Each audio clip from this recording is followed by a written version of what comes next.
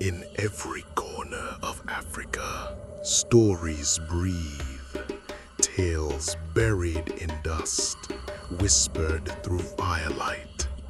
You're about to hear one of them. Welcome to African Horror Stories. Malian Folklore, the water that remembers. People in Bamako say the Niger River is alive. They say it listens when you speak near it, that it keeps memories the way old people keep grudges. Laugh if you want. Outsiders always do. Then they come back quieter, or they don't come back at all. I grew up being warned not to whistle near water at night, not to look too long at my reflection after sunset, not to answer voices that sound like they already know my name. My grandmother said water is a mirror, and mirrors are doors that get offended when you stare. I didn't listen. None of us ever do. It started when the river began receding in the dry season, pulling back farther than it should. The fishermen noticed first. Their nets came up heavier, not with fish, but with things that shouldn't have been there. Smooth white stones carved with symbols no one recognized, bones polished clean as if they'd been rolled by water for centuries, even when they were clearly human. The elders muttered one word under their breath, Nommo. Not as a prayer, not as praise, as a womaning. The Nommo are not gods. That's the first mistake people make. They are older than gods, beings of water and word and order, teachers of language, architects of balance. In Dogon stories, they arrived from the sky long before humans learned how to lie properly. They are said to love symmetry, harmony, truth, and they hate noise. I was back in Mali for research, officially anyway. I told my university I was studying oral traditions and how myth adapts to urban environments. What I didn't say was that I'd been dreaming of water for months. Endless water, black water, water that whispered in syllables I somehow understood without knowing their meaning. In the dreams, something waited beneath the surface, not swimming, not sinking, waiting. My name is Aminata. I returned to Bamako during a heat wave that pressed the city flat. Even the air felt irritated. Nights were worse. The river smelled different, older, metallic, like rain that never quite falls. That was when people started disappearing. Not tourists, locals, people who knew better. A bus conductor found barefoot near the riverbank, his shoes placed neatly beside him. A university student who went out jogging and never came back, her phone recovered weeks later, still recording audio. When they played it, it was only water and a voice speaking in layered echoes, repeating one sentence over and over. You have forgotten the order. The government blamed accidents, drownings, heat exhaustion, the usual insults to our intelligence. But the griots stopped performing near the river. The mosques adjusted prayer times so fewer people walked alone after dark. Mothers tied red threads around their children's wrists again, like it was 1890 and not a city full of Wi-Fi and bad decisions. My grandmother refused to leave the house after sunset. She's awake, she said, stirring her tea without looking at me. Who is? I asked, even though I already knew. The water that remembers. I met him 3 nights later, the man by the river. Tall, too still, standing where the streetlights died and the river swallowed the rest of the world. He looked human until you noticed how the water bent toward him, the surface trembling as if excited. You study stories, he said before I spoke. His voice sounded wet, like it had passed through a throat that wasn't made for air.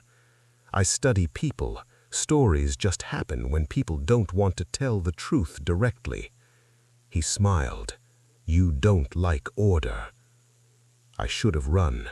I know that now. Instead, I asked him what he wanted. To be remembered correctly. He stepped closer. The smell of river mud and lightning filled my lungs. You named us gods, monsters, myths. You turned teachers into bedtime stories. You polluted the water with noise and lies and blood, and still expect balance. The river behind him rippled, glowing faintly, symbols forming and dissolving like breath on glass. You broke the order, he continued. We are correcting it. I woke up in my grandmother's house, soaked to the skin, river water dripping from my hair onto her floor. She didn't ask where I'd been. She wrapped me in cloth and whispered words older than Mali itself, words meant to close doors that should never have been opened. Her hands shook. She's awake, she said. Who? I asked, somehow knowing. The water that remembers. The dreams intensified. Cities underwater, people speaking in perfect unison, children born already knowing too much, rivers swallowing borders, erasing maps like they were lies written in pencil. The Nommo spoke through water sources across the city, bathroom sinks, broken pipes, rain barrels, always the same message: restore the order. I finally understood what they meant. Truth. They wanted truth. The Niger River has absorbed centuries of secrets, bodies from wars no one apologized for, children thrown away, corruption washed clean upstream and forgotten downstream.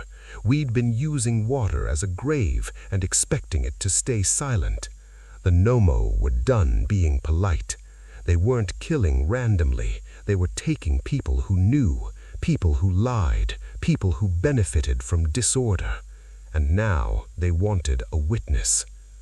I was brought beneath the river on the 7th night, not dragged, invited.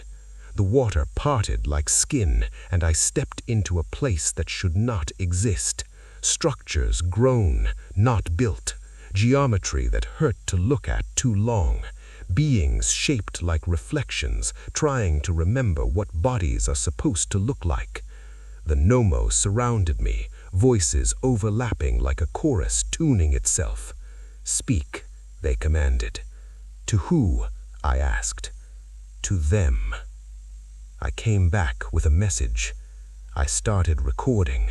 I named names, companies dumping waste, officials signing papers they couldn't read, elders who traded silence for comfort, priests who blessed lies, activists who disappeared and were quietly replaced with hashtags. I uploaded everything. The river rose. People called it a disaster, floods, climate change, an act of God, the usual cowardice. But the water stopped exactly where it needed to. Homes of the innocent were spared, slums drowned the least. The river targeted memory, not geography. Those who disappeared were remembered clearly for the first time. Now the river hums again, calm, patient. The Nommo are watching. They always were. If you live near water, listen carefully tonight. If you hear singing, don't follow it.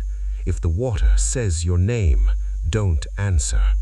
And if you've built your life on lies that flow downstream, understand this: water remembers, and it will correct the order. That's all for today. If you liked the video, let me know by hitting like. And if you're new here, be sure to subscribe for more. You can watch another video of mine right here. See you next time.